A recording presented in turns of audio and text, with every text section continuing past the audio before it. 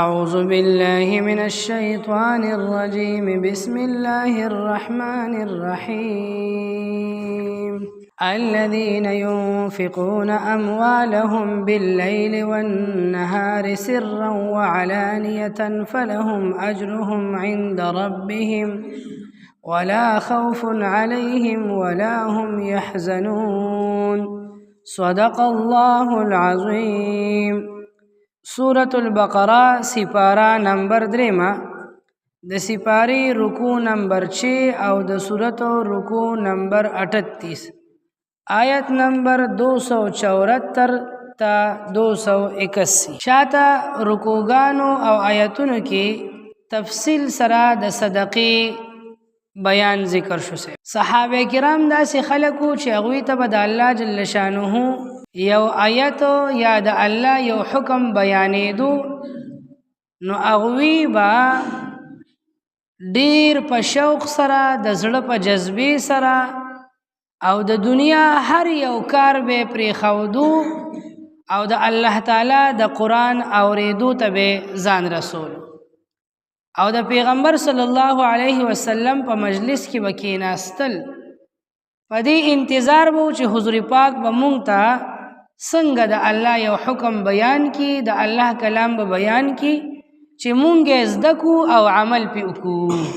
او دا صفت په صحابو کې د اعلی درجې موجود و. نو هغه خلک ځکه کامیاب وسیبه.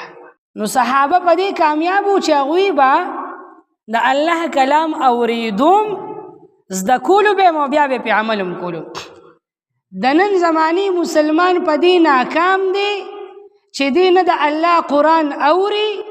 نه د الله کلام زده کوي او نه پې عمل کوي. نو د دې زماني مسلمان په دې وجه ناکام دی.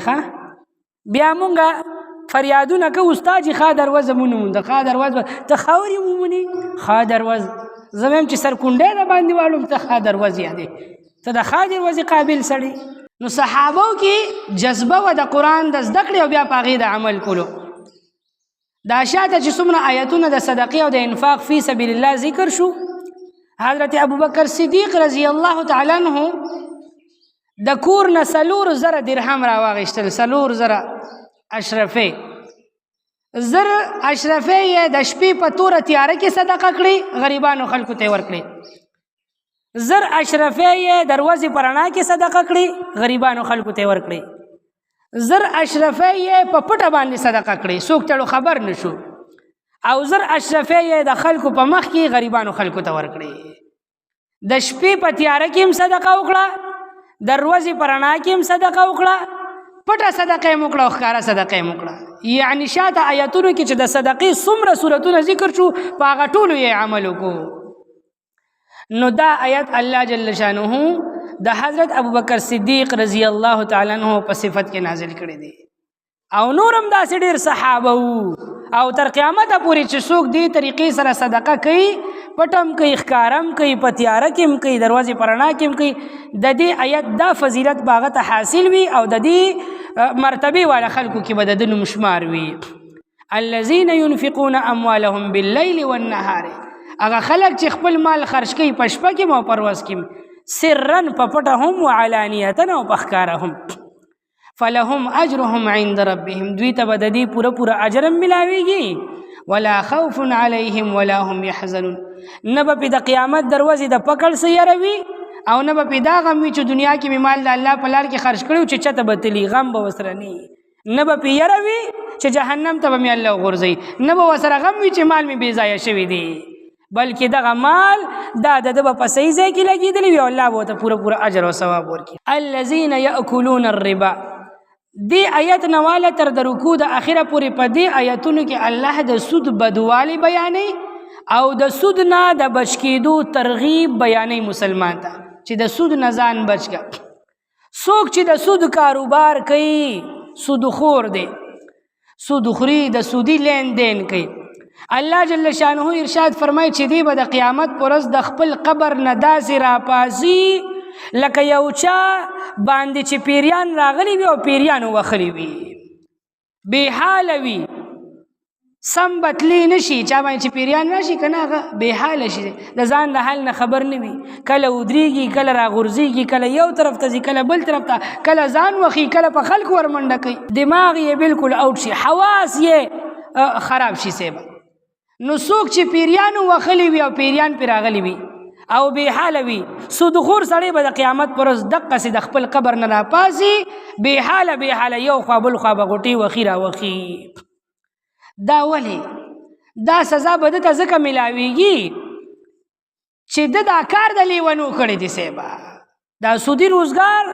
چې عقلمند او هوښیار سړی وي هغه د سود کاروبار نه کوي سودخور نه وي هغه د سودو نه لرې تښتي ځکه سود ټول تاوان دی ګټه پکې نشته تجارت حلال دی الله حلال کړی دی او په تجارت کې ډیره ګټه ده او سود حرام دی الله حرام کړی دی او په سود کې ډیر تاوان دی نو د مکی مشرکانو به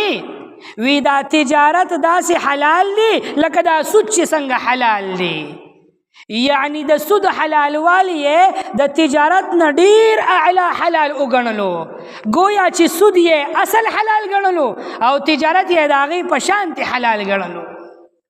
دا یې عظیمه ګناه او عظیم جرم کولو نو څوک چې د سود کاروبار او روزګار کوي گویا چې دیم دا خبره کول غواړي که په ژبه نه کوي په خپل عملي طریقې سره ښکاره کوي نو د ده دا عمل او د ده دا کار دا د لیونتوب دی د سمو خلکو نه دی نو دته به سزا هم د لیونو په شانتي ورکړي شي د قیامت پر ورځ الله بیع او تجارت حلال کړی دی او سود یې حرام کړی دی نو چې چاته د سود حرمت ښکاره شي او پته ورته ولګېږي چې سود حرام دی او د الله د طرف نه ورته وعظ او نصیحت راشي نو دې منع شي نو که دې منع شو نو دته به هغه ټول څه میلاو شي څه چې د مخکې ورکړي وو یعنی د سود دپاره چې کومې پیسې ورکړې وي هغه خپل مال خو به دته واپس میلاو شي سود هغه دې نه اخلي د سود هغه دې پرېږدي او چې توبه وویستله الله ته د توبه استغفار شي نو چې دا کوم عمل یې کړی دی هغه به ورته الله معاف کړي او که څوک په دې باندې منع نه شو په وعظ او په نصیحت باندې الله وی فاولئک اصحاب النار بس دا دوزخیان دي جهنم ته به ځي هم فیها خالدون همیشه به په جهنم کې اوسیږي الله د سود مال بربادوي په ظاهره به تا د سود ښکاري چې دا ډیریږي لکه یو سړي 100 روپۍ ورکړلې او 1100 واغېستې سل یې ورپسې د سود واغېستې نو ته به وایې چې استاد جي دا خو زیاتې شوې سل پکې زیاتې شوې خو دا زیاتوالی د ده په کار نه راځي د دې غټوالي د دې زیاتوالي مثال داسې دی که نه لکه یو سړی بیمار دی او د بیمارۍ د لاسه د ده دا وجود وپړسېدو داسې دمدمه پهلوان ته جوړ شو نو چې ته ورته ګورې ته ماشاءالله یاره داسې باډي خوند کوي هغه غریب وایي په زړه مې ساډوبي راځي ساه مې بنده کېږي ته وایې چې ماشاءالله د ما نه دلته څه ووتله نو دا غټوالي په ظاهره تا ته غټوالي ښکاري خو دا د فایدې نه دی دا د تاوان دی د نقصان دی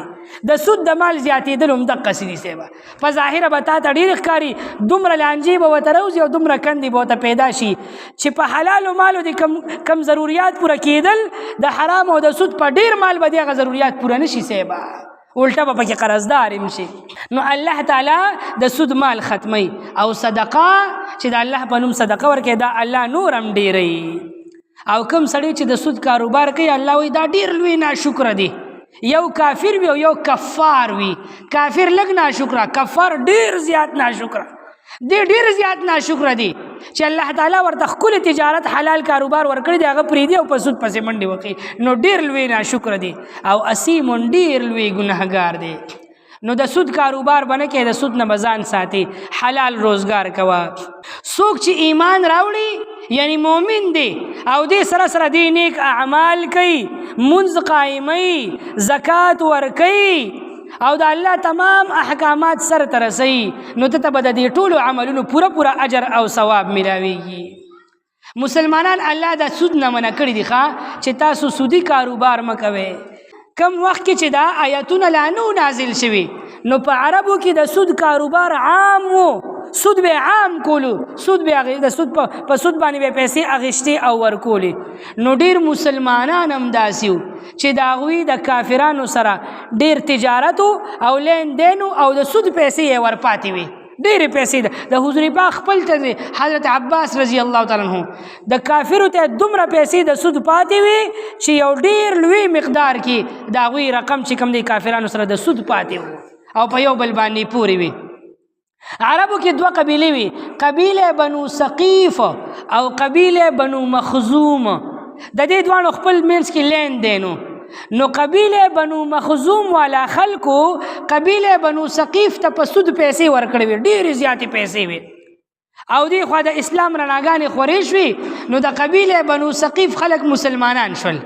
او د قبیله بنو مخزوم خلک لا نو مسلمانان شوي او دې خوا د سود د حرمت آیتونه راغلل چې سود پرېږدې. نو قبیله بنو مخزوم والا خلک راغلل او د قبیله بنو ثقیف خلکو ته وی تاسو سره زمونږ دونه د سود پیسې دي، زمونږ هغه پیسې راکې. هغې ورته وی تاسو مونږ سره د سود پیسې وي خو هغه د اسلام نه مخکې وو، مونږ مسلمانان شوي او الله سود حرام کړی دی، مونږ تاسو له سود نه راکوو. چې کوم مال هم راکړی دی هغه درکوو، زیاتي واپس نه درکوو. دا معامله د دې مسلمانانو د دې قبیله بنو مخزوم په منځ کې راغله او فیصله د حضور پاک دربار ته لاړله. نبی علیہ الصلوۃ والسلام د وحی انتظار وکړو، د الله د طرف نه دا آیتونه نازل شو. الله جل شانه د طرف نه حضور پاک فیصله ووروله چې کوم مالونه هم اغیستې ورکړي دي هغه هم ورکړي واغیستې دي، د دې نه پس به د سود معاملې پرېږدې، د سود هغه مال به پرېږدې او اصل مال چې د چا څونه کېږي نو هغه ورکې. فیصله یې په دې باندې وکړله. نو مسلمان که په ناپوهتیا کې سودي کې لین دین کړی وي او بیا ورته پته ولګېږي نو چې څه کړي دي په هغې به توبهګار شي او که چاته پاتې را پاتې وي عادت د چا پاتې نو هغه اصل مال به ورکړي، اصل مال به واخلي، هغه سودي به پرېږدي سیبه د سود هغه به نه اخلي او نه به چاله ورکوي. او که بیا هم څوک داسې کوي الله وایي که تاسو نه منع کېږئ د سود د روزګار نه او د سود د لین دین نه منع کېږئ نو تیار شئ الله سره د جنګ کولو ته او د الله پیغمبر سره د جنګ کولو ته. تاسو سره به الله جنګ وکړي، د الله پیغمبر به سره جنګ کوي. نو بنده د ډغرې نه دی نو د الله د پیغمبر سره به څه ډغره وخي. بنده د کلي د خان د ډغرې نه دی، د مخلوق د ډغرې نه دی، نو خالق سره به څه جنګ وکړي سیبه.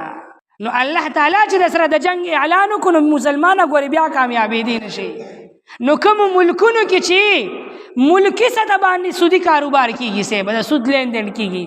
دا ملک بخادر وزوینی او باقاعده بیلونه ولا پاس کیږي په اسمبلی کې د سود د حلالولو لپاره او د سودی لین دین لپاره. کم ملکونه چې عالمی سطح د دنیا په سطح باندې ملکی سطح باندې سودی لین دین کوي، دا ملک به چرته ترقی ونه مومي سیبه، دی به مخ پړوان دی لاړ نشي، په دې قرضونه کې به راګیري او دومره به راګیر شي چې د خلاصېدو لار به نه وي. نن پاکستان د IMF چې د کروڑونو د اربونو ډالرو قرضدار دي، دا د سود د لاسه دی، د سود د لاسه دی. څومره اسلامي ملکونه چې مسلمانان دي په نوم او سودي لین دین کوي، دوی به چرته د ترقۍ لاره به وي نه نیسي به. نو مسلمانان دي په انفرادي سطح باندې هم او اجتماعي او ملکی سطح باندې سودي لین دین پرېږدي، چورلټ دې ختم کړي به او د کافرو نه چې ساغشتي دي اصل مال دې ورکړي نوره چې ولا انا ورنکړي، نو سودي لین دین دې پرېږدي. نو که توبه مو ایستله فلکم رؤوس اموالکم، هغه اصل مال به درته میلو شي، نه به تاسو باندې ظلم کېږي چې هغه اصل مال د الله تعالی ونیسي او واپس یې نه درکوي، اصل مال به درته میلو شي. او نه به تاسو په چا ظلم کوئ، د سود هغه مال ترې نه مه اخلئ، د سود مطالبه مه کوئ. او که یو چا د چا له پیسې ورکړي دي او واپس یې ترې غواړي نو د سود خو نه غواړي، خو هغه اصل مال غواړي او هغه سره دغه وخت کې هغه اصل مال نشته، دی ورته یاره یو سور ورځې راته انتظار وکړه در به کړمه. نو که هغه تنګ دسته دی، غریب دی، دی وخت کې وس نه کېږي، دی دې ورله مهلت ورکړي. وان کان ذو عسرة فنظرة، انتظار دی ورته وکړي، مهلت دی ورکړي، الی میسره، د اسانېدو پورې، د مالدارۍ پورې چې د هغه وسو شي بیا دې واخلي. او چې څومره دا قرض خوان قرضداري ته انتظار کوي نو چې څومره مال یې ورکړی وي د هرې ورځې په بدل کې به الله تعالی دته د دومره مال د صدقې کولو اجر او ثواب ورکوي. او کنه د دې ورکوونکي وس کېږي، دی وسداره دی، مال ورسره ډېر دی، او دا چاله چې ورکړي د قرضدار هغه غریب دی، تنګ دست دی او وس یې نه کېږي، نو دی ورته د الله د رضا لپاره معاف کړي، ورته دی وایي چې زما در بخلي دی،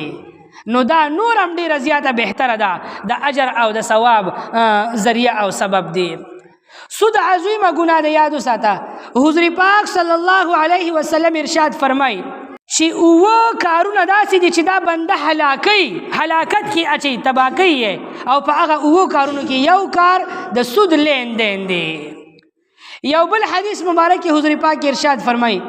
سلور کارونه داسې دي دا چې پچا کې وي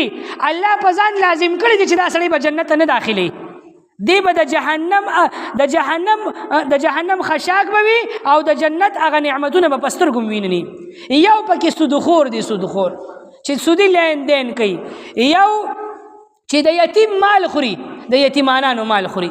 یو شرابي دی چې شراب څکي د شرابو عادي وي، او یو د مور پلار نافرمان دی. یو حدیث مبارک راغلی دی حضور پاک وی چې ما خوب ولیدو، په خوب کې یو دوه کسان مال راغله او زه بیت المقدس طرف ته ځان سره روان کړم.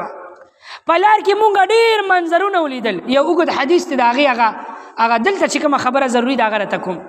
وی په یو ځای کې مې یو نهر ولیدو، یو نهر دی چې هغه نهر د وینو نه ډک دی، وینې پکې بهږي، او په دغه نهر کې لاندې یو سړی ولاړ دی چې په وینو کې لت پت دی او په دغه وینو کې غوټې وخي، او دا د وینو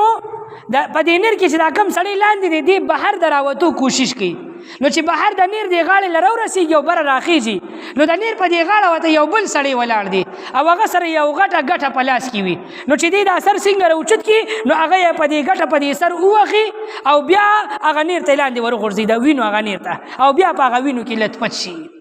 دی بار راخیږي او دا د بهر سړی غټه راخلي او بار یې په دې سر اولي او د وینو دې نهر ته ورغورځي. نو ما د هغه خپلو دوه ملګرو نه تپوس وکړو چې دا څوک دي او دته دا سزا ولې میلاویږي؟ وی دا فرشتې وي دا دوه. نو وی دی راته وی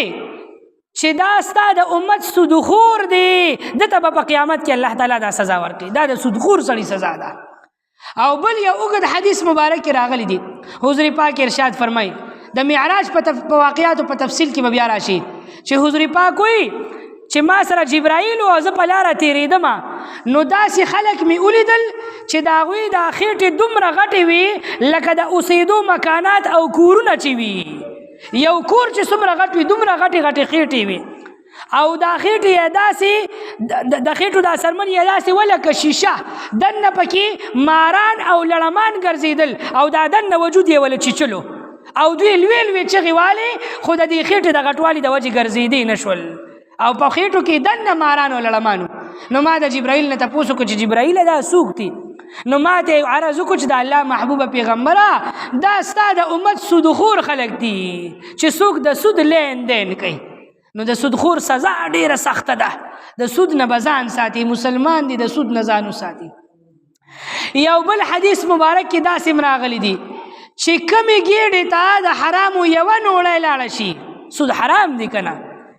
نو دا وجود به تر هغې پورې جنت ته داخل نشي تر څو چې د یوې نوړی دا قوت او طاقت د د وجود نه د جهنم په لمبو باندې سوځېدلی نه وي، دی به جنت ته نه داخلیږي. په دې یوه نوړی چې د وجود ته څومره وینه، څومره غوښه، څومره طاقت میلاو شوي دي، دغه چې د جهنم په لمبو نه سوځېدلې هغې پورې به دې جنت ته نه ځي. نو یو خو ښکاره سود دی، لس ورکه او شل واخله، دا سود، سل ورکه او یو نیم سل واخله، دا ښکاره. او د سود نورم ډېر صورتونه دي، نو د سود د تمامو صورتونو نه ځان ساته. کم سیزونه چې یو جنس دي لکه غنم او جوار او وربشي، روجي، اوسپنه، پلاستیک یا سیز چې جنس یو وي او لاس په لاس اخیستل خرڅول کې، نو دا به برابر اخلي، کمې زیاتې به نه کوي، ګنې دا سود دی. لکه یو زمیندار دی او دی د اوړو کولو غنم یو من واخلي او دکاندار ته وایي دا د اوړه کېدو یو من غنم والا او ماله پې د کروندي نیم من غنم راکه، نو دا سود دی. دی خوا غنم یو من دی، اخوا نیم من دی، کم زیات شو، جنس یو دی. که یو غنم سپګو وخلی وي او ډیر بیکاره وي، یو غنم ډیر اعلی دی، نو چې لاس په لاس دا غنم اخیستل کېږي او خرڅول کېږي، نو برابر به اخلي او خرڅې، کم او زیات په نه کې. که یوه دانه دی کم او زیاته واخیستله په دې وجه چې دا خو کم دی او دا خو اعلی دی او دا خو ادنا دی، نو چې په کومو څیزونو کې جنس یو دی، حضور پاک وایي جیده وردیه سواء، د دې اعلی او ادنا اصل او کوټه او کره دا برابر دی. نو پدې کې به کمی زیاتې نه کې، داسې قجوري په قجورو بدلې، مالګه په مالګه بدلې، اوسپنه په اوسپنې بدلې وغیره. څومره څیزونه دي چې جنس یو وي نو په هغې کې به کمې زیاتې سود وي. یو سړی بازار ته لاړ شي دکاندار ته وایي کاکا یو 100,000 روپۍ به قرض را نه کړي؟ هغه ورته وایي نه هسې قرض درکړه نه ورکوي. نو یې څه چلو که خیر دی که نه؟ نو هغه ورته وایي ما سره دا سایکل دی، دا سایکل په نغدو د 100,000 دی، که تی اخلي نو په تا به په 15,000 په قرضو در خرڅ کړمه. نو دا دکاندار یا بل سړی دغه څیز د 100,000 په ګاګ باندې په 15,000 په قرض ور خرڅ کړي، هغه 15,000 قرضدار شو د دکاندار. اوس ورته دکاندار وایي په مې را خرڅ کړه واپس نغدې به 20,000 درکړمه.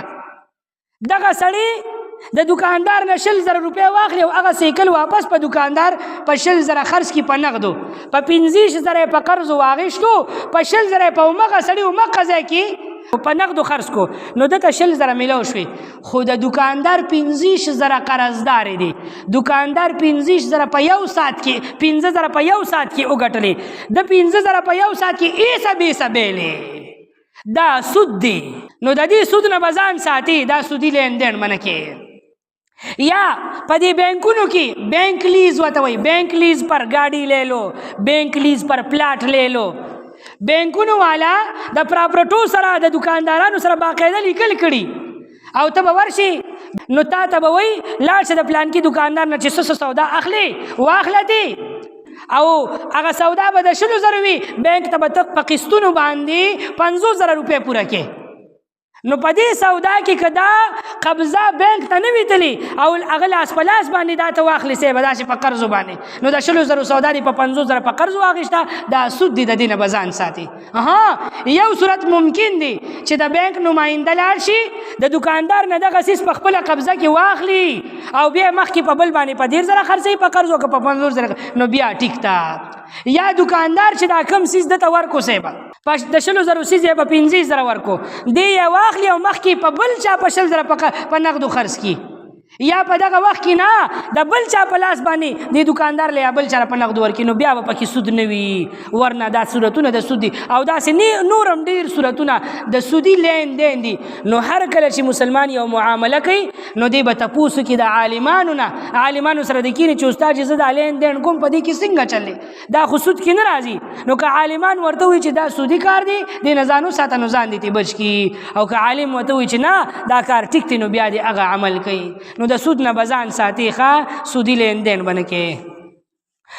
الذين ينفقون اموالهم اغه خلق چې خرج کوي خپل مالونو لرا بالليل د شپې په تیار کې والنهار او دروازه پرنا کې سرن په پټه باندې وعلانیه او په ښکاره باندې فلهم اجرهم نو وي بدوي د پر اجر ددوي عند ربهم پنځ درب ددوي ولا خوف عليهم او نبوي سيره پدوي باندې ولا هم يحزنون او نبدوي غمجن کیږي. الذين ياكلون الربا اغه خلق چې خوري سود لرا لا يقومون دوی بنرا پاسي د خپل قبرونو پر ورځ د قیامت الا مگر داسي کما يقوم الذي لك څنګه چې پاسي اغه سړي يتخبطه الشيطان چې حواس باخته کړي وي دلره شیطان به حاله کړي وي دلره شیطان من المس په مسکولو سره ذالک دا پدی وجباندی بانهم قالوا چې ویل دی خلکو یا او ویل دی خلکو انما البيع چې بشک تجارت مثل الربا پشان د سود دی. تجارت داسې حلال دی لکه سود، نو گویا چې سود یې اصل حلال کو او تجارت یې ورپسې تابع حلال کو، حالان کې تجارت حلال دی او سود خو حرام دی، نو حرام سیز یې حلال کو. واحل الله البيع او الله تعالی حلال کړی دی تجارت لرا وحرم الربا او حرام کړی دی سود لرا. فمن جاءه موعظه پس هغه څوک چې راغی د نصیحت من ربه د طرف د رب ددنه فانتهى او دی من شو د سودنا فله ما سلف نو وی بد د لپاره ما هغه سو سلف چې تیر شوی دی و امره الى الله او معامله بد د الله په طرف باندې وی، یعنی الله تعالی به اجر او ثواب ورکي. ومن عاد او څوک چې واپس شو سود طرف ته او من نشو فاولئک اصحاب النار نو دا خلق جهنم جهنم والا دی هم فیها خالدون ہمیشہ بوی دوی پدی جہنم کی یمحق اللہ الربا ختمی اللہ تعالی سود لرا بربادی اللہ تعالی سود لرا ویربی الصدقات او زیاتی اللہ تعالی صدقو لرا واللہ لا يحب او اللہ تعالی محبت نکی کل کفار ہر یو دیر ناشکر خلق سرا کل کفار اسیم ہر یو دیر ناشکر گناہگار سرا